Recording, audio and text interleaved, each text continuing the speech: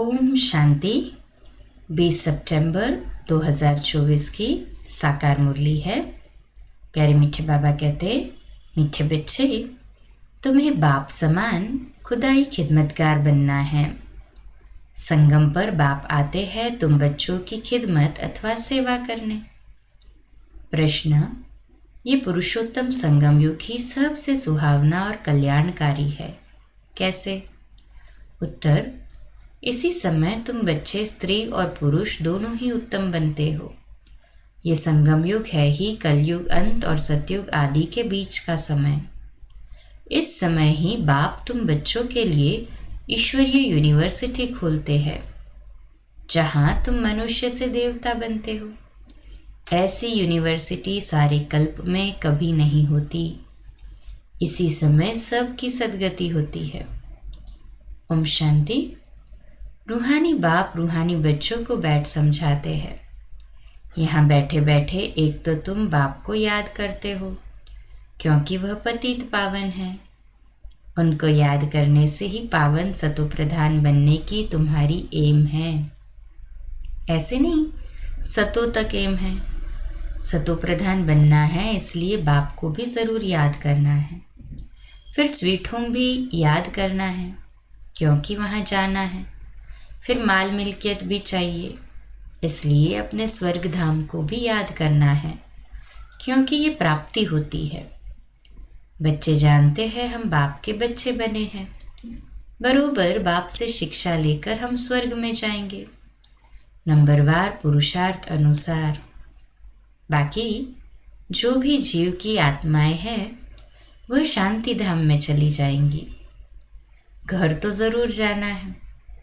बच्चों को ये भी मालूम हुआ, अभी है रावण राज्य। इसकी भेंट में सत्युग को फिर नाम दिया जाता है राम राज्य। दो कला कम हो जाती है, उनको सूर्यवंशी उनको चंद्रवंशी कहा जाता है। जैसे कृष्ण की डिनाइस्टी एक ही चलती है, वैसे ये भी है एक ही डिनाइस्टी, परंतु उसमें सूर्यवंशी और चंद्रवंशी है। ये बातें कोई भी शास्त्रों में नहीं है। बाप बैठ समझाते हैं, जिसको ही ज्ञान अथवा नॉलेज कहा जाता है। स्वर्ग स्थापन हो गया, फिर नॉलेज की दरकार नहीं। ये नॉलेज बच्चों को पुरुषोत्तम संगम युग पर ही सिखलाई जाती है। तुम्हारे सेंटर्स पर व म्यूजियम में बहुत बड़े बड़े अक्षरों में जरूर लिखा हुआ हो कि बहनों और भाइयों, ये पुरुषोत्तम संगम युग है जो एक ही बार आता है। पुरुषोत्तम संगम युग का अर्थ भी नहीं समझते हैं, तो ये भी लिखना है कलयुग अंत और सतयुग आदि का संगम। तो संगम युग सबसे सुहावना कल्याणकारी हो जाता है। बाप भी कहते हैं, मैं पुरुषोत्तम संगम युग पर ही आता हूं। तो संगम युग का अर्थ भी समझाया है। वैश्यालय का अंत, शिवालय का आदि, इसको कहा जाता है पुरुषोत्तम संगम युग। यहाँ सब है विकारी, वहां सब है निर्विकारी। तो जरूर उत्तम तो निर्विकारी को कहेंगे ना। पुरुष और स्त्री दोनों उत्तम बनते हैं, इसलिए नाम ही है पुरुषोत्तम। इन बातों का बाप और तुम बच्चों के सिवाय किसको पता नहीं कि यह संगम युग है। किसके ख्याल में नहीं आता कि पुरुषोत्तम संगम युग कब होता है। अभी बाप आए हुए हैं, वह है मनुष्य सृष्टि का बीज रूप। उनकी ही इतनी महिमा है। वह ज्ञान का सागर, आनंद का सागर है, पतित पावन है, ज्ञान से सद्गति करते हैं। ऐसे तुम कभी नहीं कहेंगे कि भक्ति से सद्गति, ज्ञान से सद्गति होती है, और सद्गति है ही सतयुग में। तो जरूर कलयुग का अंत और सतयुग आदि के संगम पर आएंगे। कितना क्लियर कर बाप समझाते हैं। नए भी आते हैं, हूबहू जैसे कल्प कल्प आए हैं, आते रहते हैं। राजधानी ऐसे ही स्थापन होनी है। तुम बच्चों को मालूम है, हम खुदाई खिदमतगार सच्चे सच्चे ठहरे। एक को थोड़ी पढ़ाएंगे, एक पढ़ते हैं, फिर इन द्वारा तुम पढ़कर औरों को पढ़ाते हो। इसलिए यहाँ ये बड़ी यूनिवर्सिटी खोलनी पड़ती है। सारी दुनिया में और कोई यूनिवर्सिटी है ही नहीं। न कोई दुनिया में जानता है कि ईश्वरीय यूनिवर्सिटी भी होती है। अभी तुम बच्चे जानते हो, गीता का भगवान शिव आकर ये यूनिवर्सिटी खोलते हैं। नई दुनिया का मालिक देवी देवता बनाते हैं। इस समय आत्मा जो तमो प्रधान बन गई है, फिर उसको ही सतो प्रधान बनना है। इस समय सब तमो प्रधान है ना? कहे हाजी बाबा। भल कोई कुमार भी पवित्र रहते हैं, कुमारियां भी पवित्र रहती है, सन्यासी भी पवित्र रहते हैं, परंतु आजकल वह पवित्रता नहीं है। पहले पहले जब आत्माएं आती है वह पवित्र रहती है, फिर अपवित्र बन जाती है, क्योंकि तुम जानते हो सतो प्रधान सतो रजो तमो से सबको पास होना होता है। अंत में सब तमो प्रधान बन जाते हैं। अभी बाप सम्मुख बैठ समझाते हैं, ये झाड़ तमो प्रधान जड़ जड़ीभूत अवस्था को पाया हुआ है, पुराना हो गया है, तो जरूर इनका विनाश होना चाहिए। यह है वैरायटी धर्मों का झाड़, इसलिए कहते हैं विराट लीला। कितना बड़ा बेहद का झाड़ है। वह तो जड़ झाड़ होते हैं, जो बीज डालो वह झाड़ निकलता है। ये फिर है वैरायटी धर्मों का वैरायटी चित्र। है सब मनुष्य, परंतु उनमें वैरायटी बहुत है, इसलिए विराट लीला कहा जाता है। सब धर्म कैसे नंबरवार आते हैं ये भी तुम जानते हो। सबको जाना है फिर आना है। ये ड्रामा बना हुआ है भी कुदरती ड्रामा। कुदरत ये है जो इतनी छोटी सी आत्मा अथवा परम आत्मा में कितना पार्ट भरा हुआ है। परम आत्मा को मिलाकर परमात्मा कहा जाता है। तुम उनको बाबा कहते हो, क्योंकि सभी आत्माओं का वह सुप्रीम बाप है ना। बच्चे जानते हैं आत्मा ही सारा पार्ट बजाती है। मनुष्य ये नहीं जानते, वह तो कह देते आत्मा निर्लेप है। वास्तव में ये अक्षर रॉन्ग है। ये भी बड़े बड़े अक्षरों में लिख देना चाहिए। आत्मा निर्लेप नहीं है। आत्मा ही जैसे जैसे अच्छे व बुरे कर्म करती है, तो ऐसा वो फल पाती है। बुरे संस्कारों से पतित बन पड़ती है, तब तो देवताओं के आगे जाकर उनकी महिमा गाते हैं। अभी तुमको 84 जन्मों का पता पड़ गया है, और कोई भी मनुष्य नहीं जानता। तुम उनको 84 जन्म सिद्ध कर बतलाते हो तो कहते हैं क्या शास्त्र सब झूठे हैं? क्योंकि सुना है मनुष्य 84 लाख योनियां लेते हैं। अभी बाप बैठ समझाते हैं, वास्तव में सर्वशास्त्रमय शिरोमणि है ही गीता। बाप अभी हमको राजयोग सिखला रहे हैं, जो 5000 वर्ष पहले सिखलाया था। तुम जानते हो हम पवित्र थे, पवित्र गृहस्थ धर्म था। अभी इनको धर्म नहीं कहेंगे, अधर्मी बन पड़े हैं, अर्थात विकारी बन गए हैं। इस खेल को तुम बच्चे समझ गए हो। ये बेहद का ड्रामा है जो हर 5000 वर्ष बाद रिपीट होता रहता है। लाखों वर्ष की बात तो कोई शास्त्र भी समझ न सके। बाबा कहते लाखों वर्ष की बात तो कोई समझ भी ना सके। 5000 वर्ष जो है ये भी तो कितना याद रखने में, हर जन्म का थोड़ी याद रहता है हमें। वो तो बाबा हमें बता रहा है इसलिए पता है।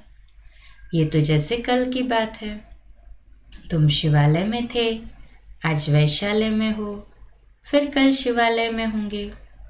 सत्युग को कहा जाता है शिवालय, त्रेता को सेमी कहा जाता है। इतने वर्ष वहां रहेंगे, पुनर्जन्म में तो आना ही है। इनको कहा जाता है रावण राज्य।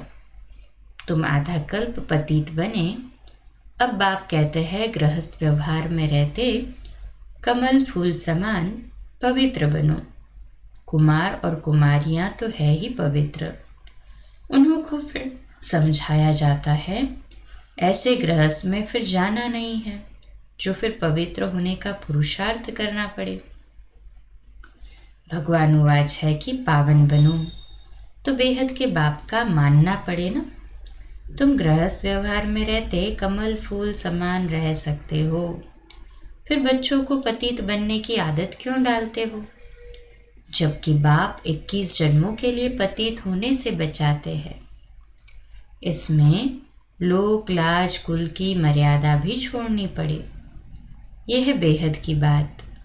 बैचलर्स अर्थात कुमार तो सब धर्मों में बहुत रहते हैं, परंतु सेफ्टी से रहना जरा मुश्किल होता है।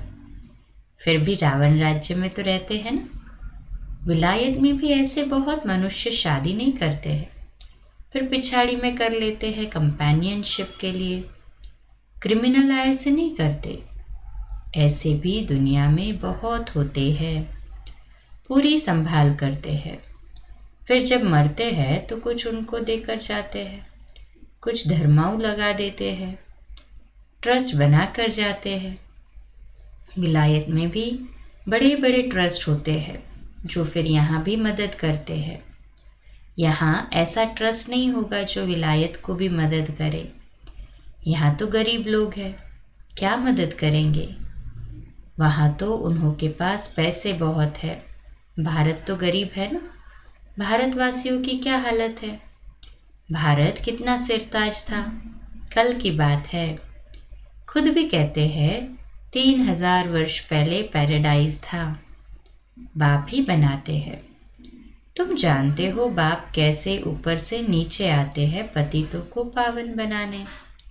वह है ही ज्ञान का सागर, पतित पावन, सर्व का सद्गति दाता, अर्थात सबको पावन बनाने वाला।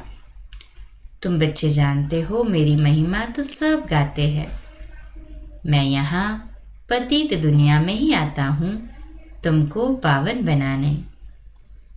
तुम पावन बन जाते हो तो फिर पहले पहले पावन दुनिया में आते हो, बहुत सुख उठाते हो, फिर रावण राज्य में गिरते हो।